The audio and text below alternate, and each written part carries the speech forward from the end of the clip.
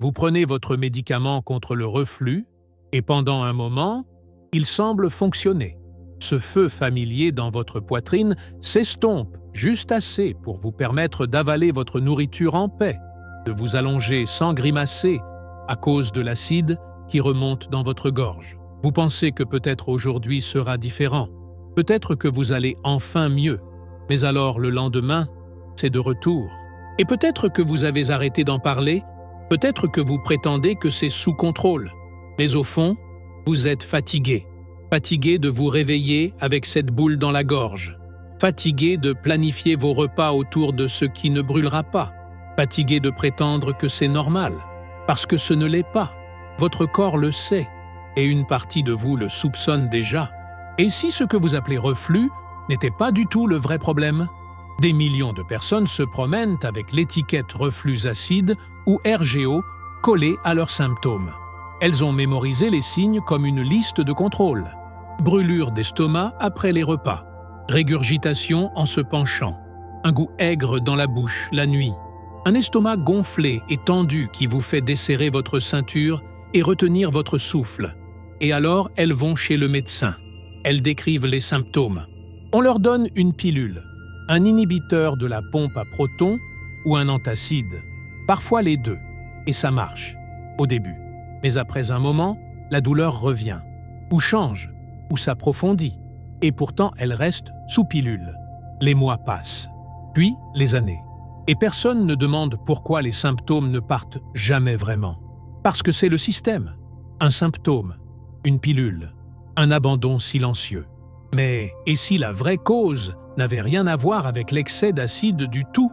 Et si votre corps essayait de vous envoyer un message et qu'à chaque fois que vous avalez cette pilule, vous lui disiez de se taire? Le reflux n'est pas un ennemi aléatoire. C'est une alarme. Et elle ne se déclenche pas à moins que quelque chose ne va pas à un niveau plus profond. Quelque chose que votre médicament n'a jamais été conçu pour réparer. Vous n'étiez jamais censé vivre de cette façon. Vérifiez où sont les toilettes les plus proches avant un repas. Dormir sur 2 oreillers pour maintenir l'acide en bas. Déclinez des invitations à dîner parce que vous savez que certains aliments vous hanteront pendant des heures. Vous n'étiez pas censé porter une bouteille d'antacide dans votre sac à main ou votre boîte à gants comme si c'était une partie normale de l'âge adulte. Il ne s'agit pas seulement d'un confort, il s'agit de qualité de vie. Et quand vous la perdez, morceau par morceau, vous ne devenez pas seulement un patient avec reflux, vous devenez quelqu'un qui a peur de manger, peur de dormir, peur de faire confiance à son propre corps. C'est la partie dont personne ne vous parle. Et voici l'ironie cruelle. Les médicaments même qui promettent un soulagement peuvent, avec le temps, empirer les choses. Les inhibiteurs de la pompe à protons n'ont jamais été conçus pour un usage à long terme, mais des millions les prennent chaque jour pendant des années. Et bien qu'ils suppriment l'acide, ils perturbent aussi le système de défense naturel de votre estomac. Sans acide adéquat, la nourriture ne se digère pas correctement. Les nutriments ne sont pas absorbés complètement. Les bactéries nocives ne sont pas neutralisées. Avec le temps, l'intestin s'affaiblit. Le microbiome devient déséquilibré et les symptômes évoluent. Vous commencez à avoir des ballonnements, des selles irrégulières, de la fatigue, même de l'anxiété. Mais puisque vous prenez toujours la pilule, vous supposez que ce ne peut pas être lié. Et alors, le cycle continue. Mais voici quelque chose que la plupart des gens ne réalisent pas. Un faible taux d'acide gastrique peut causer des symptômes qui imitent un taux élevé d'acide. Quand votre estomac ne produit pas assez d'acide pour décomposer efficacement la nourriture, cette nourriture reste là, fermentant, libérant des gaz. Ces gaz augmentent la pression dans votre estomac et poussent son contenu vers le haut. Le résultat? Du matériel acide atteint votre œsophage. La même sensation de brûlure, le même inconfort, mais une cause racine complètement différente. Et tandis que votre médicament supprime l'acide, il ne fait rien pour corriger la pression ou la fermentation, ce qui signifie que vos symptômes persistent ou empirent. Pensez à ceci. Si l'acide était l'ennemi, pourquoi votre corps le créerait-il du tout? La vérité est que votre acide gastrique est essentiel. C'est votre première ligne de défense contre les agents pathogènes. Il déclenche la libération d'enzymes digestives. Il aide votre corps à extraire la B12, le magnésium, le calcium, le fer. Il vous protège. Mais quand vous vivez dans un état de stress chronique, quand vous mangez de la nourriture ultra transformée, quand vous précipitez vos repas, quand vous ignorez les signaux de votre corps pour le repos et le rythme, ce système se décompose. Et votre corps fait ce qu'il peut. Il compense, il s'adapte, il essaie de vous protéger. Mais il ne peut lutter que si longtemps. Et peut-être avez-vous déjà essayé de changer votre alimentation. Peut-être avez-vous éliminé les tomates, les oignons, le café, la nourriture épicée. Peut-être avez-vous changé pour du pain sans gluten ou du lait d'amande. Et peut-être que rien n'a changé. Parce que ce n'est pas seulement ce que vous mangez, c'est comment votre système digestif fonctionne. Et plus important encore, à quel point il est enflammé. L'inflammation chronique de bas grade est l'un des moteurs les plus négligés des troubles digestifs. Et cette inflammation ne commence pas dans l'estomac. Elle commence dans la muqueuse intestinale, dans les déséquilibres de votre microbiome, dans l'usure causée par les hormones de stress, les intolérances alimentaires. Et oui, même la surutilisation de médicaments. Quand votre intestin est enflammé, votre valve œsophagienne devient moins efficace. Votre digestion ralentit. Votre système immunitaire devient réactif. Et soudain, les aliments que vous tolériez deviennent des déclencheurs. On vous a peut-être dit que votre condition est génétique, que le reflux est dans votre famille. Mais les gènes ne sont pas une sentence. Ils ne sont qu'un plan. Et vos choix quotidiens déterminent quels interrupteurs sont allumés ou éteints. Le corps est étonnamment résilient, mais vous devez lui donner les outils pour réparer. Vous devez lui donner une raison de vous faire confiance à nouveau. Il y a une raison pour laquelle vous êtes ici, lisant ceci, écoutant ceci. Peut-être qu'une partie de vous sait que la pilule n'est pas la réponse, que couvrir la douleur n'est pas la même chose que guérir, que votre corps n'est pas votre ennemi, c'est votre partenaire, et il s'est battu pour vous chaque jour, même quand vous ignoriez les signes, même quand vous vous êtes habitué à l'inconfort. Même quand vous vous disiez que c'était juste l'âge, ou le stress, ou la malchance, votre corps n'a pas abandonné sur vous, et il ne le fera jamais. Maintenant est le moment d'écouter. Pas moi, pas une étiquette, mais la sagesse silencieuse de votre propre corps, la partie qui se souvient de ce que c'est de manger sans peur, de s'allonger sans douleur, de se réveiller sans crainte. Cette mémoire est encore là. Cette guérison est encore possible. Et ça commence quand vous arrêtez de combattre le symptôme et commencez à honorer le signal. Si une partie de ce message vous a parlé, j'aimerais entendre vos pensées dans les commentaires. Partagez votre expérience avec le reflux, ou dites-moi quelle partie de votre routine vous êtes prêt à changer. Et si vous ne l'avez pas encore fait, appuyez sur ce bouton d'abonnement pour ne pas manquer la prochaine étape de votre parcours de guérison. Toute la nourriture n'est pas créée égale. Et quand votre estomac ressemble à un champ de bataille, quand chaque bouchée ressemble à un pari, l'idée de la nourriture comme médecine peut sembler impossible. Mais il y a certains aliments qui ne vous nourrissent pas seulement. Ils vous apaisent. Ils réconfortent votre intestin comme une main chaude sur une blessure. Ils ne combattent pas votre corps. Ils le soutiennent. Pas avec des promesses de miracles instantanés, mais avec une réparation stable et silencieuse. Ce sont les aliments qui reconstruisent ce que la douleur a essayé d'emporter. Prenez la banane, pas n'importe quelle banane, mais l'humble plantain, doucement bouilli jusqu'à ce qu'il soit tendre. C'est quelque chose de simple, presque oublié, pourtant puissant dans son silence. Alors que la plupart des gens l'ignorent comme juste un remplissage féculent, le plantain bouilli devient un baume protecteur à l'intérieur de votre corps. Riche en amidon résistants et en fibres solubles douces, il enrobe votre tube digestif comme un bouclier. Il ne défie pas l'acide. Il protège le tissu. Pour quelqu'un avec une muqueuse enflammée, ce n'est pas juste de la nourriture, c'est de la sécurité. Et peut-être que c'est ce que votre estomac a envie depuis tout ce temps. Pas un autre aliment santé tendance ou une désintoxication miracle, mais quelque chose qui dit « Je ne suis pas ici pour combattre. Je suis ici pour t'aider à te reposer. Un aliment qui parle doucement au corps au lieu d'exiger plus de lui. Un bol chaud de plantain écrasé, peut-être avec un filet d'huile d'olive et une pincée de sel marin, mangé lentement à la fin d'une longue journée, peut ressembler à l'opposé du trauma. Cela peut ressembler à la permission de guérir. Puis, il y a le gingembre, mais pas les tranches crues ardentes que les gens mâchent dans le désespoir, pas les suppléments durs qui brûlent plus qu'ils n'apaisent. Le vrai gingembre, utilisé comme il était destiné, est comme le murmure de la nature, un petit morceau mijoté doucement dans l'eau, 10 minutes, sur la cuisinière, un thé doré léger qui porte des siècles de sagesse dans chaque gorgée. Le gingembre a été utilisé à travers les cultures comme anti-inflammatoire, comme remède contre les nausées, comme aide digestive. Mais ce que la plupart des gens ne réalisent pas, c'est que le gingembre fonctionne mieux quand il n'est pas forcé. Le laisser infuser doucement, le boire chaud et lentement, surtout après les repas ou avant le coucher, donne à votre corps le signal que la tempête passe. Le gingembre réduit l'inflammation dans la muqueuse intestinale.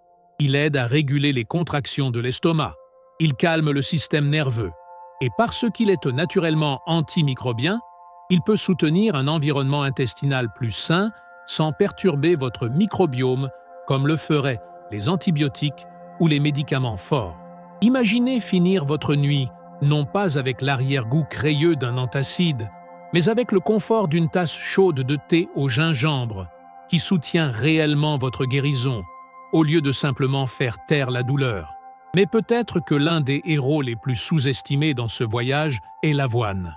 Pas n'importe quelle avoine jetée dans un micro-ondes. Je parle d'avoine trempée toute la nuit. Avoine qui se repose, qui absorbe, qui se transforme. Quand vous trempez l'avoine roulée dans l'eau ou un lait végétal toute la nuit, vous activez leurs fibres solubles.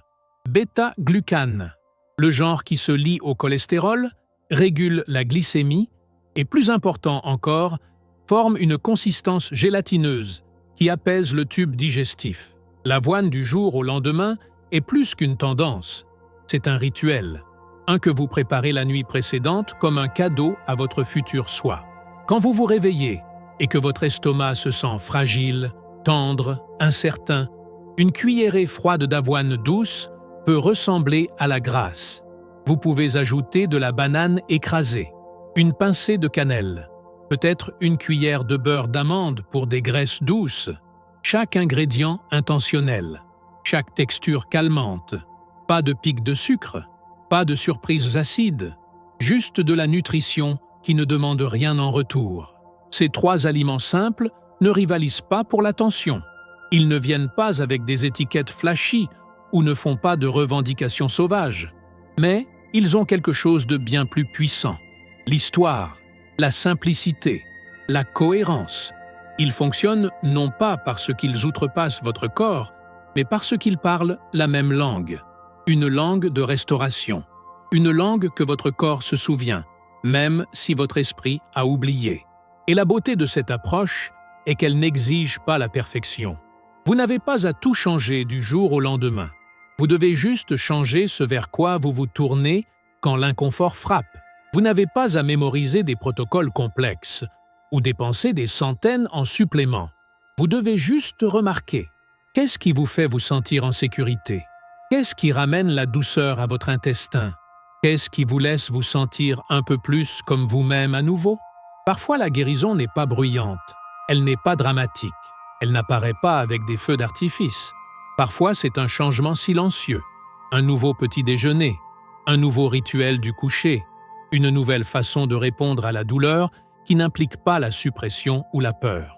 Parfois, c'est la décision de choisir quelque chose de chaud, quelque chose de fade, quelque chose d'ancrant. Et dans ce choix, quelque chose en vous s'adoucit aussi. Votre estomac n'est pas cassé, il n'est pas trop loin, il est simplement fatigué. Et comme tout ce qui est fatigué, il a besoin de gentillesse, pas de punition. Ces aliments ne sont pas magiques, mais ils sont une forme de soin. Et quand le soin devient une habitude, la guérison n'est plus une question. Elle devient un chemin, une bouchée douce à la fois. Faites-moi savoir dans les commentaires ce qui vous a le plus touché. Avez-vous essayé certains de ces petits changements? Prévoyez-vous de commencer aujourd'hui? Et si ce genre de contenu vous aide, assurez-vous de vous abonner. Il y a tellement plus qui vous attend. Parfois, les habitudes les plus dommageables sont celles que nous ne questionnons jamais. Elles glissent dans nos routines silencieusement, déguisées comme normales, inoffensives, même réconfortantes. Et au moment où nous sentons la brûlure dans notre poitrine ou la boule dans notre gorge, nous avons déjà répété ces patterns des centaines de fois. Ce n'est pas toujours à propos de ce que vous mangez. Parfois, c'est à propos de quand, comment et sous quel état d'esprit vous mangez. Et sans même vous en rendre compte, vous pourriez déclencher le reflux même que vous essayez si fort d'échapper. Commençons par quelque chose de si commun que la plupart des gens le font sans y penser. Se réveiller, verser une tasse chaude de café et la boire à jeun. Pour beaucoup, cela ressemble à un rituel, un signal que la journée a commencé. Mais à l'intérieur de votre corps, un signal différent est envoyé. Le café, surtout quand consommé seul et avant toute nourriture, stimule une libération puissante d'acide gastrique. Et si votre estomac est vide, il n'y a rien pour l'amortir. Cette poussée d'acide n'a nulle part où aller sauf tourbillonner contre la muqueuse de votre estomac et ramper vers votre œsophage. Avec le temps, cette agression répétée affaiblit le sphincter œsophagien inférieur, la petite mais cruciale valve qui agit comme un gardien entre votre estomac et votre gorge. Une fois qu'elle commence à faillir, même de petites quantités d'acide peuvent remonter avec facilité. Et soudain, votre compagnon matinal de confiance devient votre pire ennemi digestif. Mais le vrai problème n'est pas juste le café lui-même, c'est le timing. Le boire 30 minutes après un petit déjeuner pourrait faire toute la différence. Mais la plupart des gens ne font jamais cette connexion. Ils ne sentent que les conséquences et blâment le stress ou la génétique ou l'âge.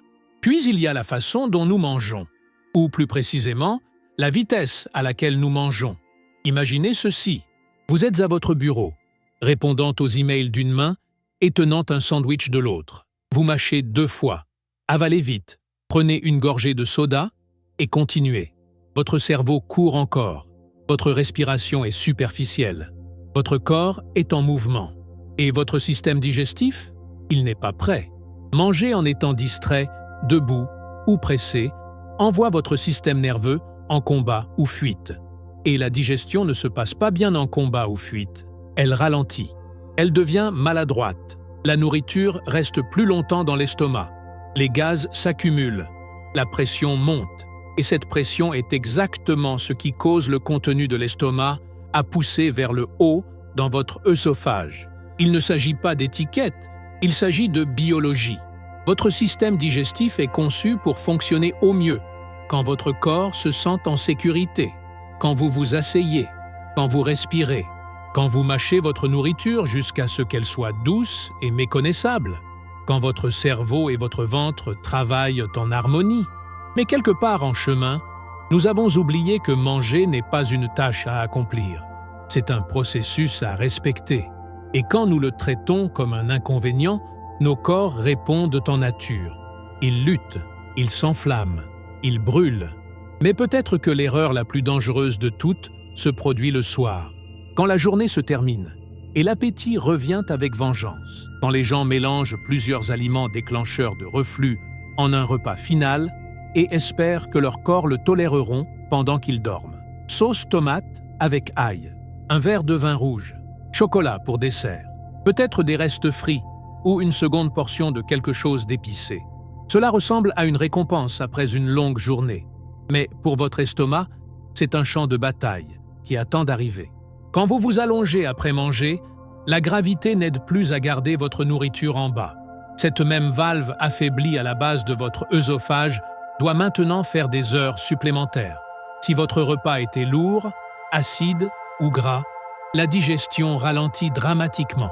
Votre estomac se dilate, la pression augmente, l'acide commence à ramper, et dans le silence de la nuit, vous sentez la brûlure. Vous vous tournez et retournez. Vous empilez les oreillers. Vous essayez de rôter l'inconfort. Et vous vous dites que c'est normal. Mais ce ne l'est pas.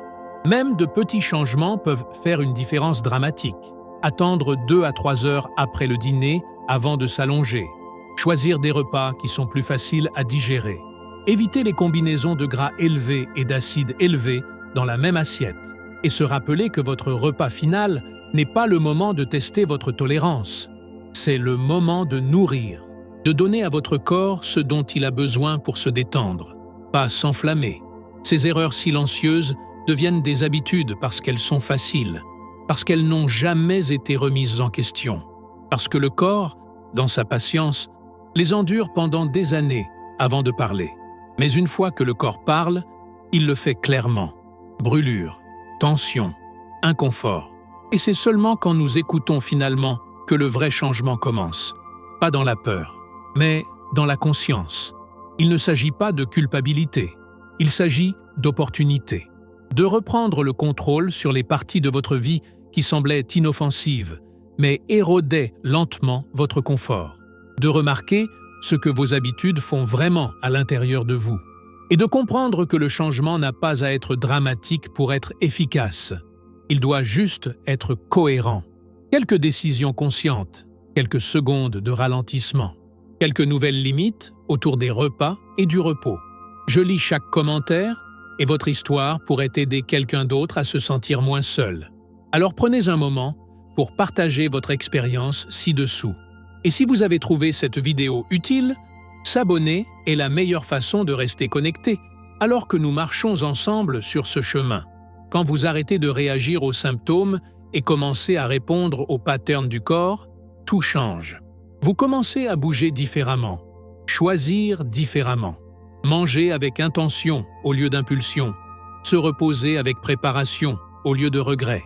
Et lentement, votre corps commence à vous faire confiance à nouveau. Parce que guérir n'est pas juste ce que vous ajoutez, c'est aussi ce que vous enlevez, ce que vous arrêtez de faire, ce que vous lâchez finalement, pas comme une punition, mais comme une forme de soin. Vous avez peut-être passé des années à vivre avec la douleur, des années de nuits agitées, de repas remplis d'anxiété, et de jours où l'acte simple de manger ressemblait à un risque. Peut-être avez-vous vu docteur après docteur, chacun vous donnant une autre prescription. Peut-être avez-vous essayé les régimes, les poudres, les thés, les suppléments coûteux. Peut-être que certains ont fonctionné, la plupart probablement pas. Et après tout ce temps, peut-être avez-vous commencé à croire que c'était votre vie maintenant, que votre corps s'était retourné contre vous, que l'inconfort était votre nouvelle normale. Mais et si ce n'était pas trop tard pour changer cette histoire? La guérison n'a pas de date d'expiration. Elle n'est pas réservée aux jeunes ou aux chanceux. Elle appartient à ceux qui sont prêts à faire une pause, à écouter et à essayer encore. Même si vous avez plus de 50 ans, même si les dégâts semblent profonds, même si on vous a dit que c'est juste comme ça maintenant, parce que votre corps n'a pas abandonné sur vous. Il se bat encore, s'adapte encore, espère encore que vous lui donnerez les conditions dont il a besoin pour réparer, pas juste survivre. La vraie guérison ne commence pas avec un produit, elle commence avec une décision d'arrêter de chasser les solutions rapides et de commencer à reconstruire la confiance avec votre corps. Une décision de nourrir, de ralentir, de se reposer, de se reconnecter.